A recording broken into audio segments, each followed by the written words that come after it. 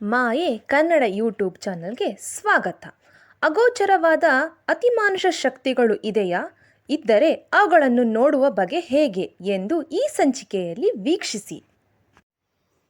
ಮಾನವ ಜೀವ ಭೌತ ರಾಸಾಯನಿಕ ಹಾಗೂ ವೈದ್ಯಕೀಯ ಕ್ಷೇತ್ರಗಳಲ್ಲಿ ವೈಜ್ಞಾನಿಕ ಮತ್ತು ತಂತ್ರಜ್ಞಾನದಲ್ಲಿ ಎಷ್ಟೇ ಮುಂದುವರೆದಿದ್ದರೂ ಅದು ಜಗತ್ತಿನ ವಿಸ್ಮಯಗಳನ್ನು ಭೇದಿಸುವಲ್ಲಿ ಯಶಸ್ವಿಯಾಗಿರುವುದು ಕೇವಲ ಒಂದೇ ಹೆಜ್ಜೆ ಎಂದು ಹೇಳಬಹುದು.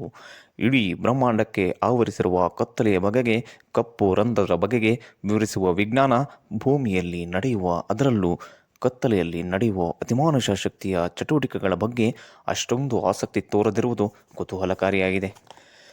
ಗ್ರಹಣಗಳು, ಗ್ರಹಗಳ ದೈನಂದಿನ ಹಾಗೂ ವಾರ್ಷಿಕ ಚಲನೆಗಳ ಕಾರಣದಿಂದ, ಸೌರವ್ಯೂಹದಲ್ಲಿರುವ ಆಕಾಶಕಾಯಗಳ ಸೂರ್ಯಭ್ರಮಣದ ಕಾರಣದಿಂದ ಕತ್ತಲೆ ಆವರಿಸುತ್ತದೆ ಎನ್ನುವುದು ಸತ್ಯವಾದರೂ, ಆ ಕತ್ತಲೆಯಲ್ಲಿ ಅತಿಮಾನುಷ ಶಕ್ತಿಗಳ ಚಟುವಟಿಕೆಗಳು ಯಾಕೆ ನಡೆಯುತ್ತವೆ? ಅಗೋಚರ ಶಕ್ತಿಗಳು, ನಕಾರಾತ್ಮಕ ಶಕ್ತಿಗಳು ಕತ್ತಲೆಯಲ್ಲಿ ಮಾತ್ರವೇ ಯಾಕೆ ಕಾರ್ಯಾಚರಿಸುತ್ತವೆ ಎಂಬುದನ್ನು ವಿಜ್ಞಾನ ಇನ್ನೂ ಸಂಶೋಧಿಸಬೇಕಾಗಿದೆ.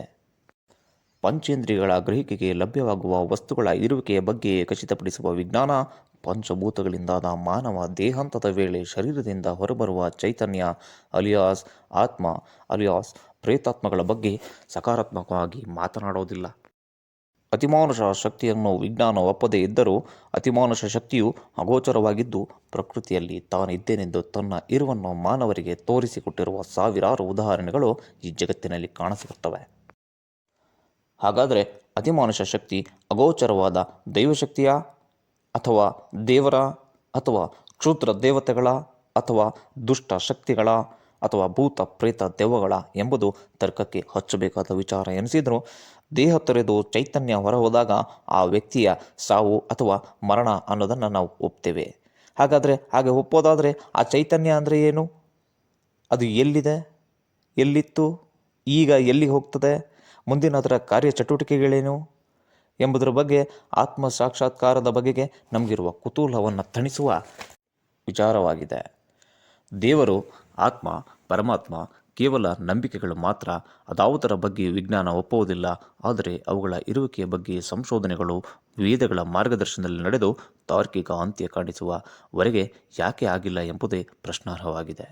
ಎಲ್ಲಿಯವರೆಗೆ ಈ ಜಗತ್ತಿನಲ್ಲಿ ಕತ್ತಲೆ ಇರುತ್ತದೋ ಅಲ್ಲಿಯವರೆಗೆ ಅತಿಮಾನುಷ ಶಕ್ತಿಗಳ ಚಟುವಟಿಕೆಗಳು ನಡೆದು ಮನುಷ್ಯನನ್ನು ಕತ್ತಲೆಯ ಭಯದಲ್ಲಿ ಅಡಗಿಸಿ ಇಡ್ತದೆ. ಜಗತ್ತಿನಲ್ಲಿ ಅಗೋಚರ ಅತಿಮಾನುಷ ಶಕ್ತಿಗಳು ಇರುವುದನ್ನು ಜಗತ್ತಿನ ಜೀವ ಸಂಕುಲದಲ್ಲಿ ಅತಿ ಬುದ್ಧಿವಂತನಾದ ಮಾನವರಲ್ಲಿ ಬಹುತೇಕರು ಒಪ್ಪುತ್ತಾರೆ. ಆದರೆ ಅದರ ಬಗ್ಗೆ ಸಂಪೂರ್ಣವಾಗಿ ಸಂಶೋಧಿಸಲಾಗದ ವಿಜ್ಞಾನ ಮಾತ್ರ ಒಪ್ಪುತ್ತಿಲ್ಲ. ಆದ್ದರಿಂದಲೇ ಏನೇ ನಂಬಿಕೆಗಳು, ಸಂಪ್ರದಾಯಗಳು, ಆಚರಣೆಗಳು ಮಾನವ ಸಮಾಜದಲ್ಲಿ ಅನುಚಾರವಾಗಿ ನಡೆದುಕೊಂಡು ಬರುತ್ತದೆ. ಉದಾಹರಣೆಗೆ ತೆಗೆದುಕೊಂಡರೆ, ಮನೆಯಲ್ಲಿ ಓರ್ವ ವ್ಯಕ್ತಿಯ ಸಾವಾದರೆ ಆ ವ್ಯಕ್ತಿಯ ಶವವನ್ನು ಭಯದಲ್ಲೇ ತೆಗೆದುಕೊಂಡು ಹೋಗಿ ಅಂತ್ಯ ಸಂಸ್ಕಾರ ಮಾಡ್ತೇವೆ. ಅಂತ್ಯ ಸಂಸ್ಕಾರ ಮಾಡಿದ ನಂತರ 11 ದಿನಗಳವರೆಗೆ ಅನೇಕ ಕರ್ಮ ವಿಧಿವಿಧಾನಗಳನ್ನು ನೆರವೇರಿಸ್ತೇವೆ. ಆತ್ಮದ ಮೇಲೆ ನಂಬಿಕೆ ಇಲ್ಲದವರ ಮನೆಗಳಲ್ಲೂ ಈ ಧಾರ್ಮಿಕ ವಿಧಿವಿಧಾನಗಳು ನೆರವೇರುತ್ತವೆ.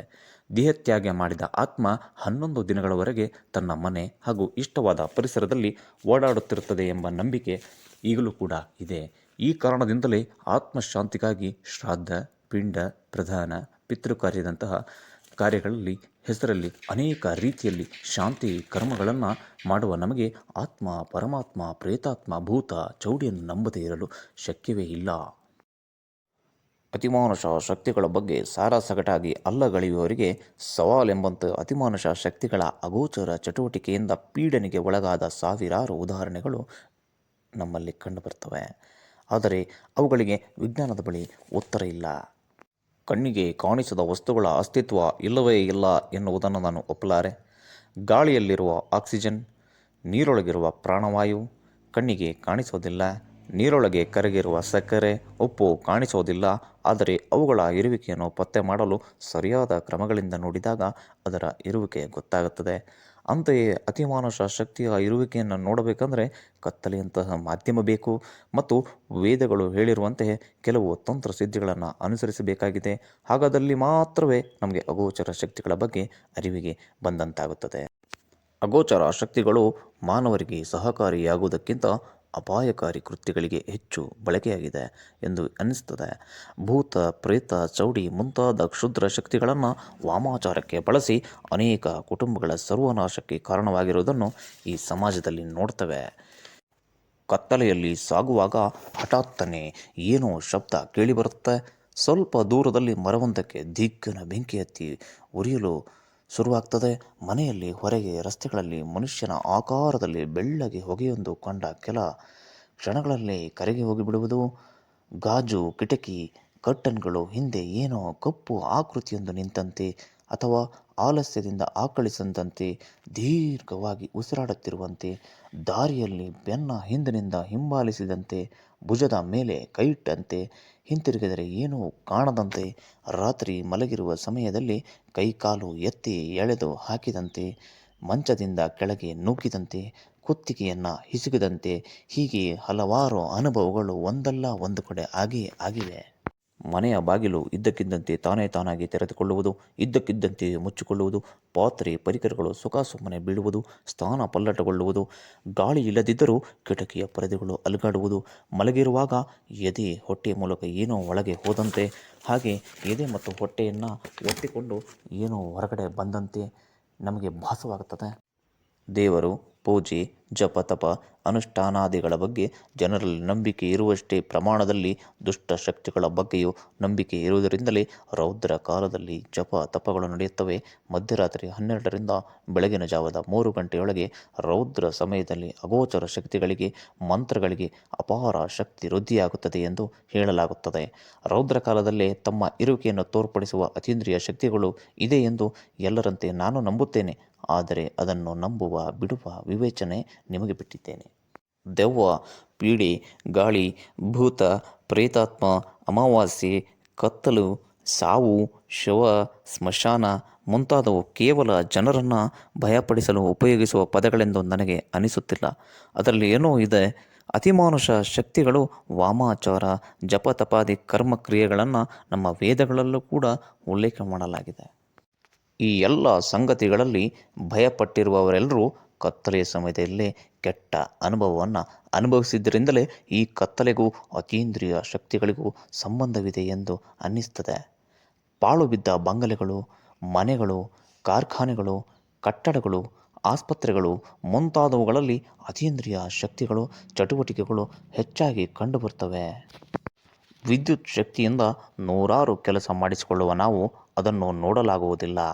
ಅದು ಕಣ್ಣಿಗೆ ಕಾಣಿಸೋದಿಲ್ಲ. ಹಾಗಾದರೆ ಅದರ ಅಸ್ತಿತ್ವ ಇಲ್ಲವೇ? ಇದೆ. ಅದನ್ನು ಮುಟ್ಟಿ ಶಾಕ್ ಹೊಡೆಸಿಕೊಂಡವರಿಗೆ ಅದರ ಇರುವಿಕೆ ಅರಿವಿಗೆ ಬರುತ್ತದೆ. ಹಾಗೆಯೇ ಕಣ್ಣಿಗೆ ಕಾಣಿಸುತ್ತಿಲ್ಲ ಎಂಬ ಕಾರಣಕ್ಕೆ ಅತೀಂದ್ರಿಯ ಅಗೋಚರ ಶಕ್ತಿಗಳನ್ನು ಅಲ್ಲಗಳೆಯಲಾಗದು. ನಮ್ಮ ದೇಹದೊಳಗೂ ಅಗೋಚರವಾದ ಪ್ರಾಣವಿದೆ. ಅದು ಇರುವುದರಿಂದಲೇ ಎಲ್ಲ ಜೈವಿಕ ಕ್ರಿಯೆಗಳು ನಡೆಯುತ್ತಿದೆ. ಅದು ಕಣ್ಣಿಗೆ ಕಾಣಿಸುವುದೇ ಇಲ್ಲವಲ್ಲ. ಆದ್ದರಿಂದ ಅಗೋಚರ ಶಕ್ತಿ ಇರುವಿಕೆಯನ್ನು ಖಚಿತಪಡಿಸಿಕೊಳ್ಳಲು ಸ್ವತಃ ಅನುಭವಿಸಬೇಕು. ಅದಕ್ಕೆ ಸಮಯ, ಸ್ಥಳ, ತಂತ್ರಗಾರಿಕೆಯನ್ನು ಮಾಡಬೇಕು. ಇದನ್ನೇ ವೇದಗಳು ಹೇಳಿರುವುದು. ನೀವು ಅಗೋಚರ ಶಕ್ತಿಗಳನ್ನು ನೋಡಬೇಕಾ? ಹಾಗಾದರೆ ವೇದಗಳಲ್ಲಿ ಹೇಳಿರುವ ಮಾರ್ಗವನ್ನು ಅನುಸರಿಸಿರಿ. ಈಗಾಗಲೇ ನಿಮಗೆ ಅತೀಂದ್ರಿಯ ಶಕ್ತಿಗಳ ಅನುಭವ ಆಗಿದ್ದರೆ ದಯಮಾಡಿ ಕಮೆಂಟ್ ಮಾಡಿ ತಿಳಿಸಿ ಎನ್ನುತ್ತಾ, ನಮ್ಮ ಈ ವಿಚಾರಧಾರೆ ಇಷ್ಟವಾದರೆ ನಮ್ಮ ಚಾನಲ್ನ ಸಬ್ಸ್ಕ್ರೈಬ್ ಮಾಡಿ, ಬೆಲ್ ಬಟನ್ ಒತ್ತಿ ಮತ್ತು ನಿಮ್ಮ ಗೆಳೆಯರಿಗೆ ಶೇರ್ ಮಾಡಿ. ಮುಂದಿನ ಇಂಥದ್ದೇ ಇಂಟ್ರೆಸ್ಟಿಂಗ್ ಸಂಚಿಕೆಯಲ್ಲಿ ಭೇಟಿಯಾಗೋಣ. ಅಂಟಿಲ್ ದೆನ್, ಗುಡ್ ಬಾಯ್.